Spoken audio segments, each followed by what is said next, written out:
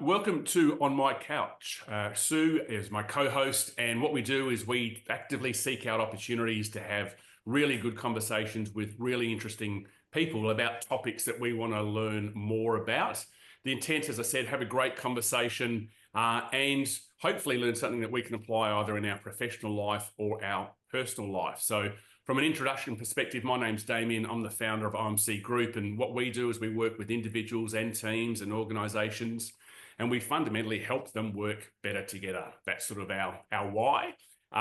Sue is my co-host, and Sue, I'll ask you to introduce yourself, and then in light of our special guest, Siobhan, and we're going to talk about change, what I'm really interested in, what's your best experience of change that you've seen or experienced in an organisation? Thanks, Damien. Great question to start with. Yeah, let's go hard. Let's go hard early. Hard early. Okay. Yep. All right. So I've spent a number of years across predominantly shopping centres and retail portfolios. And I think probably the one thing that I've observed and learned most about change is that actually people are really good at it, because our whole life is about change from from the moment you go up, you go to a new school, or you get married, or you get divorced, or you buy a new house. Everything is about change. What we struggle with in an organisation is when it's not within our control. So that's why I'm really interested in today's conversation to talk about change and organisational culture and those impacts and how as human beings we can. The skill that we're innately born with is the ability to adapt with change suddenly becomes this moment like we're about to step off a cliff within organisation. So yeah, thank you, Damien. I hope that did justice to the hardcore. Hard question early. Yes, yeah. Good. And Siobhan, thank you so much for joining us. Siobhan McHale, extremely multi-talented, managing to combine an executive career and also writing 2 books, which is either one of those 2 things would be a significant achievement, but doing both at the same time is pretty amazing. And you're also selected as a member of Thinkers 50 for tackling the big issues of our time with rigour and energy. So really keen to hear more about that. So currently EGM, People, Culture and Change at Dulux Group, previously EGM Culture Change and Executive Learning at Broad Spectrum. And then prior to that, Global Head of Culture Change and Head of Culture Projects at ANZ. So just a bit of a snapshot about a very impressive career. So Siobhan, I might be quiet now and maybe ask you just to introduce yourself a little bit. And before we get into the topic, maybe tell us a little bit more about your career and then specifically that Thinkers 50. That sounds really fascinating. Yeah, so thank you, Damien and Sue, and great to be with you today. And yeah, my career was really in 2 parts. And the first part has been a decade as a management consultant, where I worked at PricewaterhouseCoopers and Accenture. And after that decade, I sort of hit the wall and thought, I want something different. I want to actually roll my sleeves up and make change happen as an insider. So the second part of my career has really been as an insider and the executive in charge of change in a series of large corporates. And that has given me a different lens. Both lenses are really valuable, the outsider, the consulting lens, and the insider lens. But I think I have learned an enormous amount as an insider, and that's really one of the perspectives I take in the role I'm in when I've written my 2 books, The Hive Mind at Work and The Insider's Guide to Culture Change. So a lot of it is really debunking some of the myths that we've been taught about change, and really my why is better workplaces. How can we create better workplaces and make change happen faster and with less noise? Fantastic. And the Thinkers 50, can you talk a little bit about that? I'm just curious. It sounds fascinating. Yeah, I think because of my work, my publications, Thinkers 50 recognized me as an emerging thinker to watch out for a couple of years ago. So, it was nothing that I actively did. It was just, I think, word of mouth and recommendations that they pick emerging thinkers in the management field that they want to recognize, and they wanted to highlight my work, particularly on change, because it's sort of moving from this linear mechanistic thinking about change to seeing change as much more systemic and happening in complex, adaptive human ecosystems. So that reframe, I think, is something that was quite interesting to Thinkers 50. Oh, fantastic. And I mean, that's what we're keen to explore a little bit more in terms of change. And we've all either experienced changed or implemented change. And that's certainly something that I do as part of my role as well. So really keen, as Sue said earlier, to have this conversation. So Sue, why don't you kick us off? Well, thank you. Look, I had a brief look at the Hive Mind at Work book, and I thought, oh, wow, that's fascinating. And I thought it was interesting that it goes into talking about the organisations are complex ecosystems, and then how you use the analogy of the hive mind or the group intelligence. Can you just unpack that a little bit more and tell us why bees are so important? Yeah, there's a lot in that, Sue. But essentially, when we think about the history of how we perceive organizations, we were taught that organizations, firstly, that the paradigm was that organizations are machines. So we can, pull levers and change will happen. And that, the orders came from top down in a hierarchical command and control way. And in that paradigm, you needed IQ, or intellectual intelligence, in order to be able to deal with the machine and give the orders and understand the mechanisms that made the machine work. Then the second big wave was to see organizations as social networks, and that came from the work of J.A. Barnes, an anthropologist who was studying a Norwegian fishing village. So he began to map the village and see who were the people who were the connectors in the village, the people who had the most influence. And they were seen to be the influencers or the connectors. And you can see that whole way of thinking has spawned this idea of influencers or change champions or change agents. And they were the people who had the keys to unlocking change.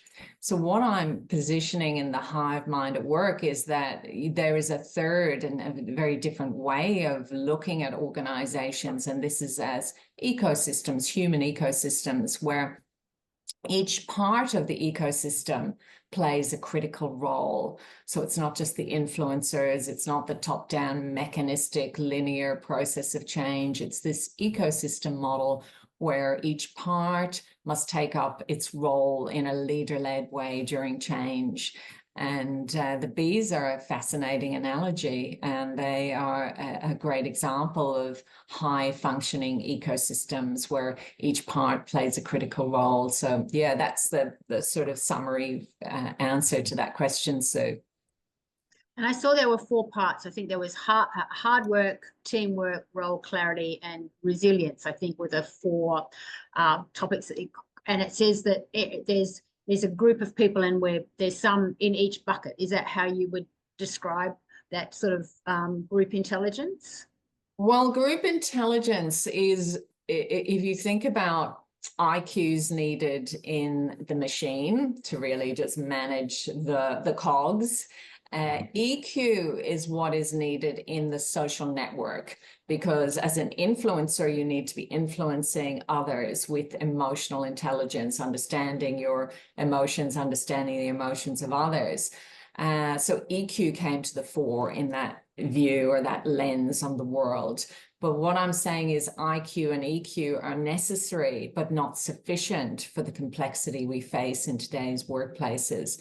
And what we need is group intelligence. So earlier you were talking about how people are very adaptive, Sue, and I agree. But where people come unstuck is they don't know they know how to change themselves potentially, but they don't know how to walk up to the challenge of changing groups of people, whether that be my team, my department, or a whole organization if you're a senior executive. And we haven't really equipped leaders with this group intelligence. So group intelligence is the ability to understand groups or complex human ecosystems, and to be able to intervene in groups in order to bring about change or to help them to become more productive.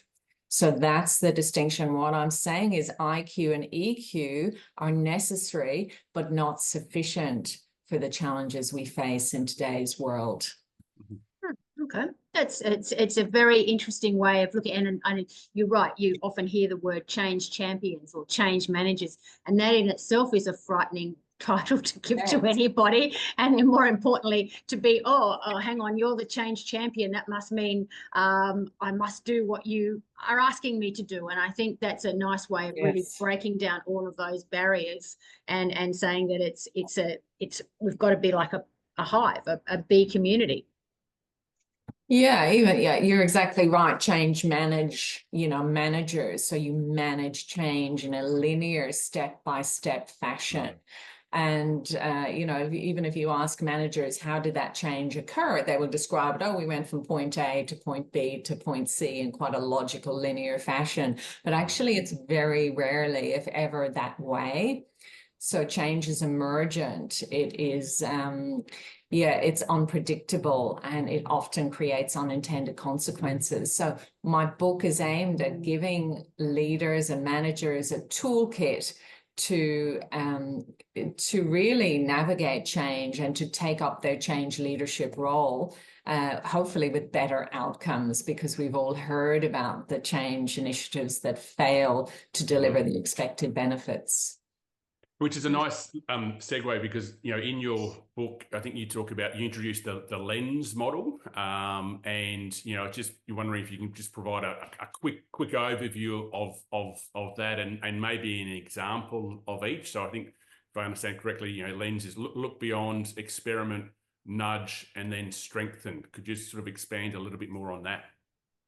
Yeah, so I give readers in the Hive Mind at Work this 4 stages of change that they need to navigate. Look beyond is probably one of the most important ones, because what I found as an insider is that often managers and executives are given a change challenge, and there's enormous pressure on them to move to action very quickly.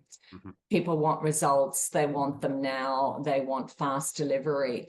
And the tendency is for leaders to very quickly move to action rather than really examining what's going on in the system and discovering what I call the hidden patterns. So we had an example of this at ANZ Bank, where I worked as the executive in charge of culture and change. And when I walked into the bank, the executive team was in disarray. They had just implemented a restructure, and it had taken the organization backwards. And what we needed to do was to understand what's really going on in the bank. And what we uncovered when we took a systemic lens to it was that head office was in the role of order giver, and the 700 branches were in the role of order takers. And this order giver pattern was, or the agreement between the parts, was running the bank.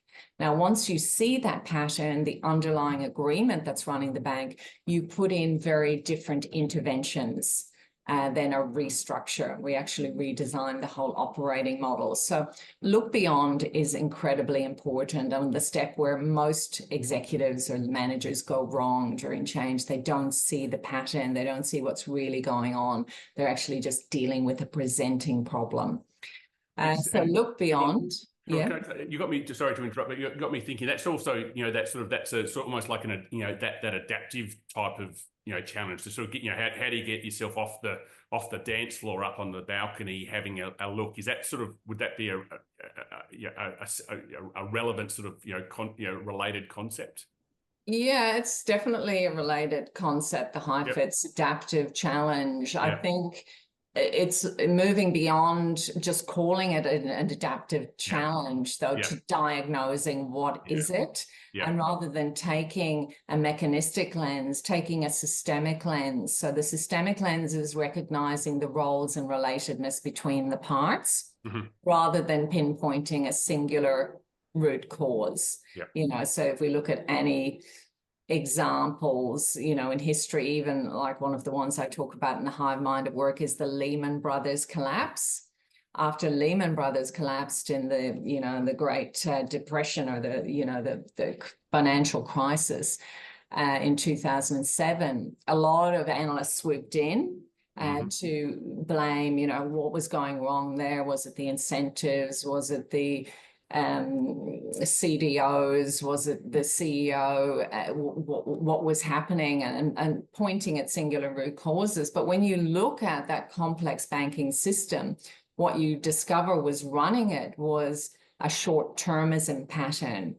So the short-termism pattern was where the board were the endorsers of compensation and big bonuses for executives based on short-term rewards. The executive team had stepped into the role of short-term drivers, the drivers of that short-term performance.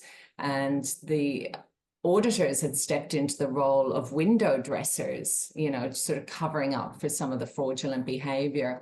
And the investors were fueling this whole pattern by being the demanders, demanding ever quicker profits and higher returns. So this perfectly co-created systemic pattern of short-termism, the short-termism pattern, was what we needed to see and what we need to fix in order to prevent this type of disaster occurring again.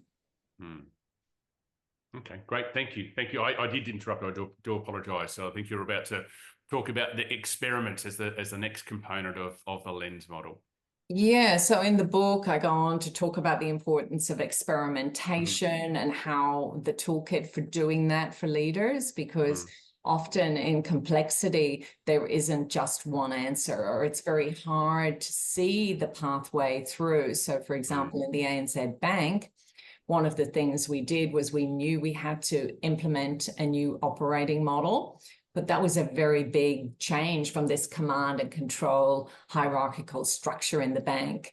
And the executives were quite fearful about what might emerge. So we actually carried out a pilot in the Dandenong region and discovered that satisfaction went up by 30%. We had a 30% plus improvement in new accounts being opened, higher employee engagement. So the results in that pilot gave us confidence, and that's often the way during change in complex human ecosystems is you experiment to find the pathway. There's experiment, then there's nudge, drawing a lot on nudge theory, and really moving from this pushing hard for change to how do we nudge change in groups, and that often creates much better results. And then finally strengthen, which is really about the infrastructure that we need in order to embed the change. What I've discovered, people often start there. They go in with policies and systems and procedures before they've done any of the other steps. And that usually leads to suboptimal change results. I love it. And I love it because it's practical, but has huge depth to it as well, which is absolutely fantastic. So, well, I'm curious now, how did you arrive, at the model? Is this something that you evolved over time, experimenting and reflecting, or is it sort of a waking up in the middle of the night saying there must be a better way, I've got to, and locking yourself in a room until you came up with this framework? Was it sort of evolution or inspiration that resulted in the lens framework?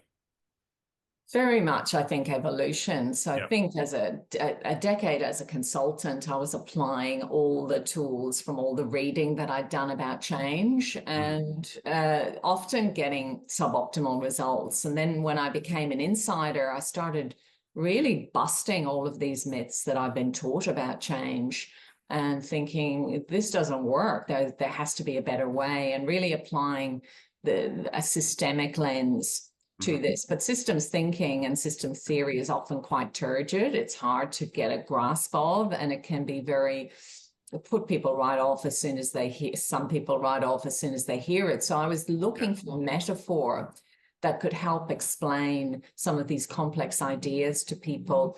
And the bees seem to provide that perfect metaphor of an ecosystem that's highly functioning and that works together and is often very patterned as well. So bees operate in patterns if we can see those patterns. So yeah, when I was on my 7.5-acre farmlet in Dalesford over COVID and watching the beehives there, I sort of had this, wow, bees are a great metaphor for this concept of group intelligence and a more systemic lens on workplaces. Yeah, cool. I was very curious about that in terms of how you arrived at that metaphor. So that makes a lot of sense. So thank you. Sue, over to you. So just going back to your career of book writing, is that it was obviously, it's quite a challenge to write one book, but you've written 2 books, and also balanced your career, as Damien said at the start. So what was the process? What did you go through? Was it that COVID time on your property in Dalesford that gave you the I suppose the break to be able to do it? How did you manage to write the book and the process, and what did you learn from it?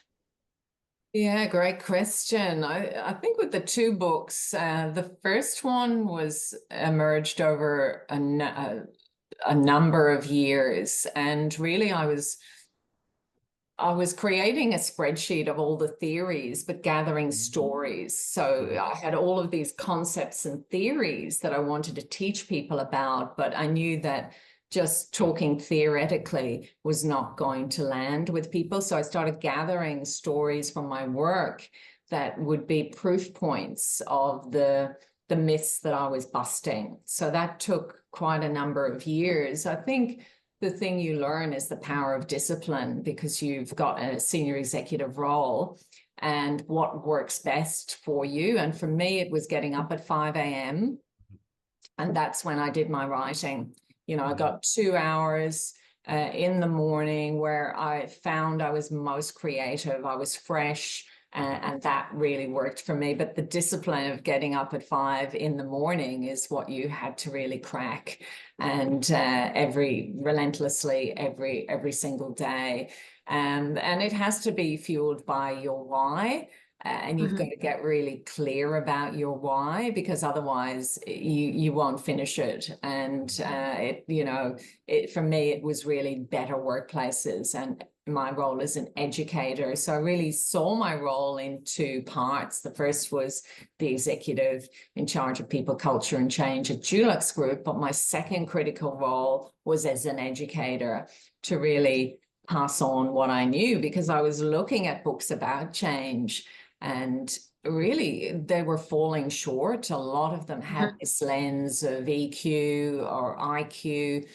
It was very mechanistic, step by step, really a paradigm that I wasn't connecting with. And then I thought, well, who's going to write these books? And it kept coming back to me, because I was thinking, where are the books? So why isn't anybody doing this work? It's not working. Change needs an overhaul. It needs a different lens. And then I kept on coming back to, well, you've got to step in, you've got to step up, Siobhan. So yeah, took a lot of discipline, a lot of hard work, but very much fueled by my role as an educator. So, and did you set yourself any time frame to have it done by? Was there a start and an end date, or was it very organic in terms of I'll finish when I finish?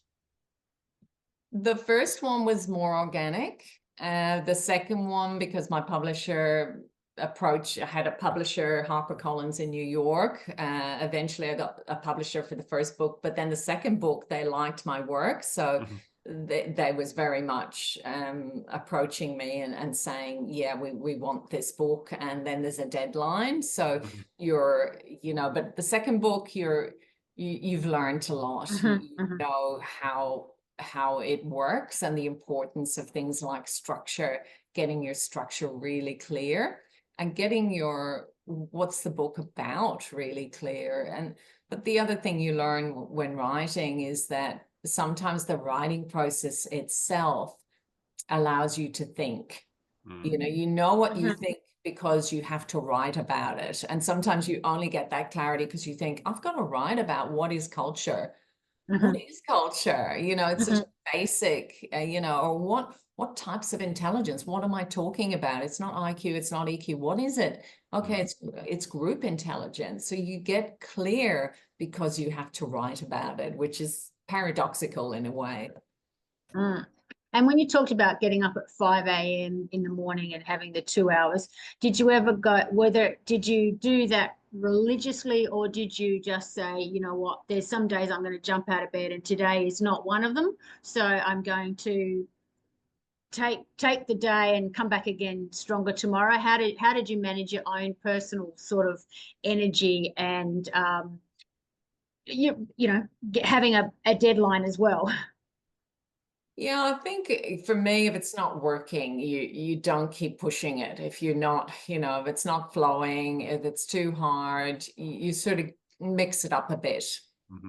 And you take the opportunities as well. If you have a break or you have a day off, you think, okay, I'm going to make the most of this day. So rather than scrolling on social media, you're thinking, well, I'll do some research. Mm-hmm. So you're very intentional in the use of your time, and it's amazing what you can achieve. But you don't give yourself too many excuses either, because if that happens 3 days in a row, you've sort of lost momentum.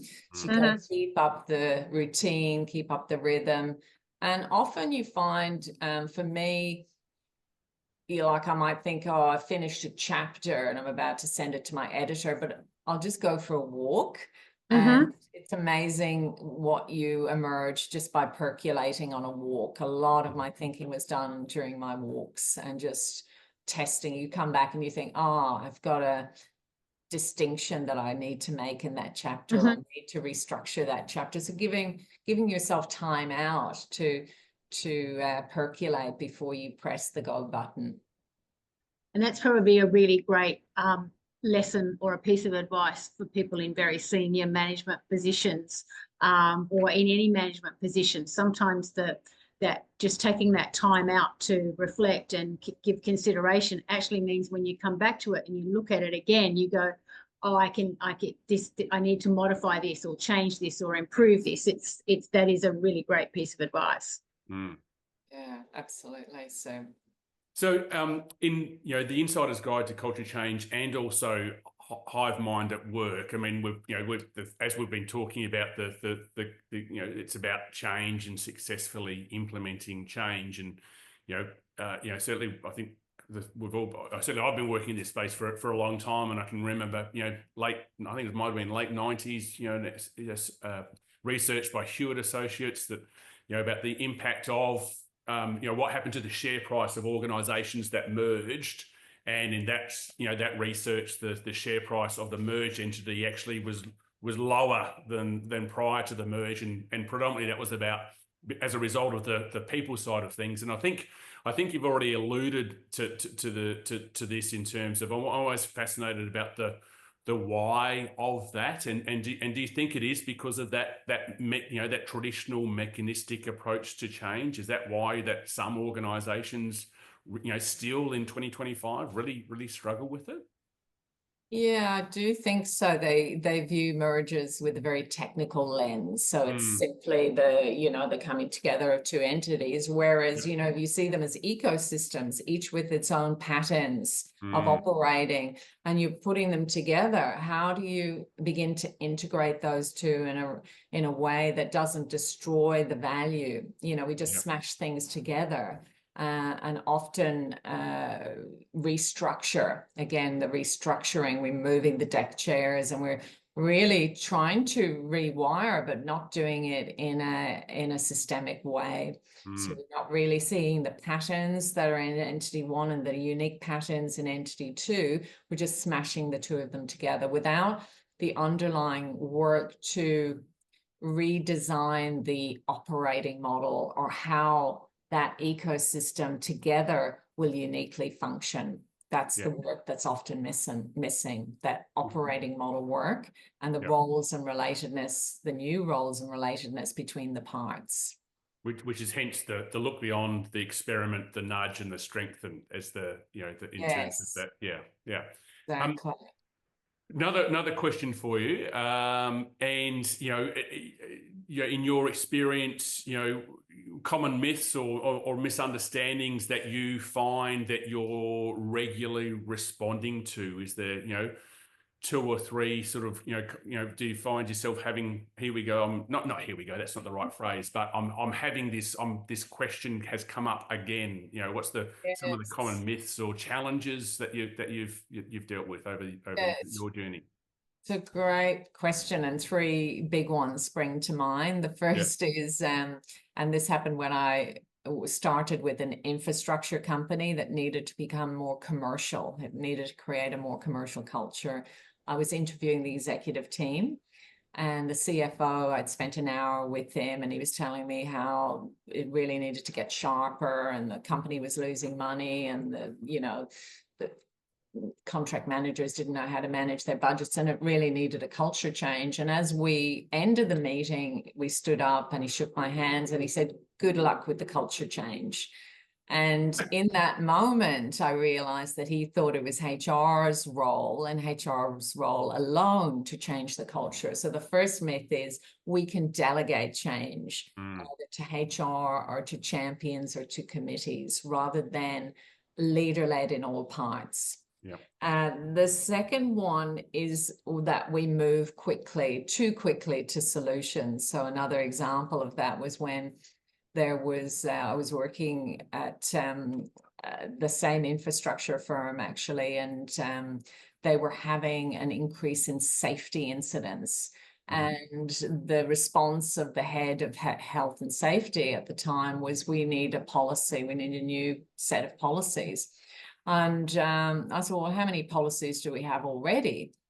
And it turned out there were 5,000 health and safety policies, and we just kept adding in more and more policies. Clearly that's not enough. Clearly you need more. Absolutely. Exactly. So that thing of move to speed, let's get in there with a technical solution, which wasn't fixing anything. And then the third one that I point out is this push hard for change, which really emerged from the whole myth emerged from a story about an oil rig that had blown up in the North Sea, and these two unfortunate oil rig workers were stuck in the oil rig with the fire raging, and had locked themselves in a room, but realized actually, it's not going to save us being in here. We're going to burn to death. So they took the decision in the middle of the night in the North Sea, in the freezing waters of the North Sea, to jump into the water, and they were saved. And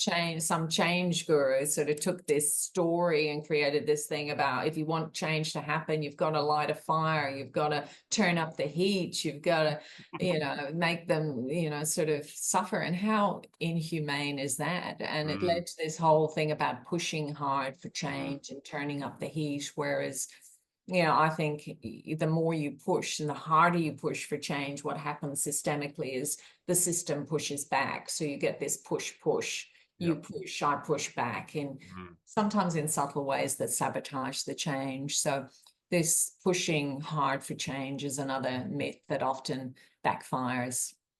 Fascinating. And my question now would be sort of, if I'm a small business owner, because we've sort of talked about, large organizations, if I'm a small business owner, or maybe I'm a manager of my team, and with the concept of what's in my control, I've seen an opportunity for change. I mean, my assumption is that the lens framework is equally applicable in that world as opposed to large organizations as well. Yes, so you can apply the Hive lens model and group intelligence irrespective of if it's a small group or a large group. You can have 32,000 employees like the ANZ Bank, or you can have 3 or 4 employees. You could even have 2 employees. You need to understand, how is that workforce or that group uniquely functioning, not just what is happening, the behaviors, but what is, I say it's the difference between the dancers and the dance.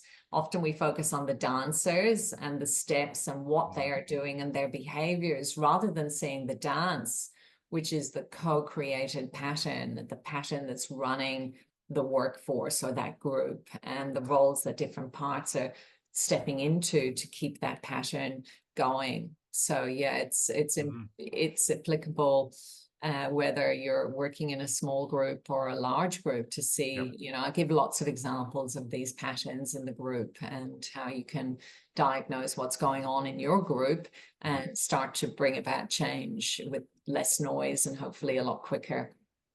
Cool. Siobhan, we can probably keep talking for hours because this is a fascinating discussion. Let's do it. I'm clear. Let's go. Clear our diaries. Let's keep on going. But if people want to learn more about the concepts that we've talked about today, where can they go? What do you suggest? And obviously this is an opportunity to talk about your 2 books and where they can get those if they'd like to know a little bit more as well. Yeah, so my 2 books are available online, or they should be in your local store as well. The Insider's Guide to Culture Change, and my latest book, The Hive Mind at Work. So both available at your favorite online or bookstores. And then the other way to reach me or to follow me is on LinkedIn, where I publish regularly. So terrific. Siobhan, as Sue said, we could keep, you know, there's lots of things bouncing around in my head, lots of topics I'd love to explore with you, but really conscious of time. And thank you very much. Sue, your takeaway from today, what's one insight that Siobhan got you thinking about?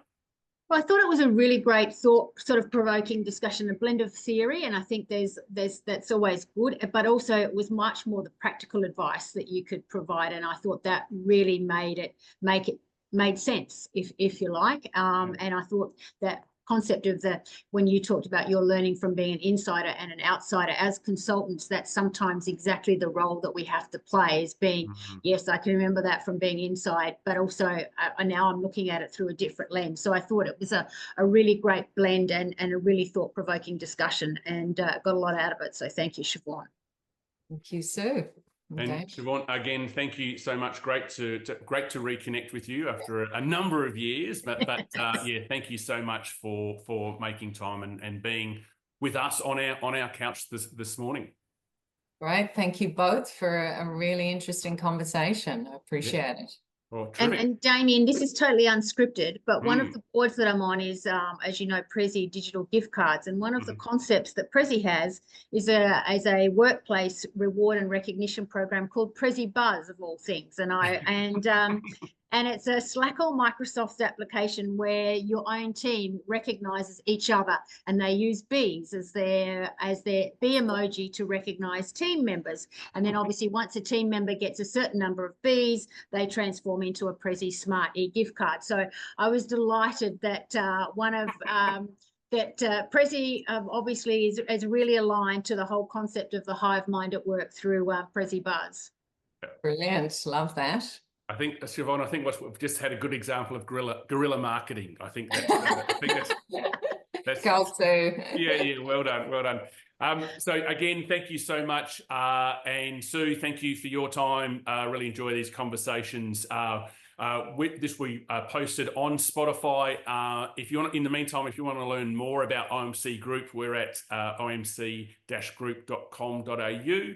Siobhan, thank you very much. Sue, thank you for your time. Thank you. Cheers. Thank you.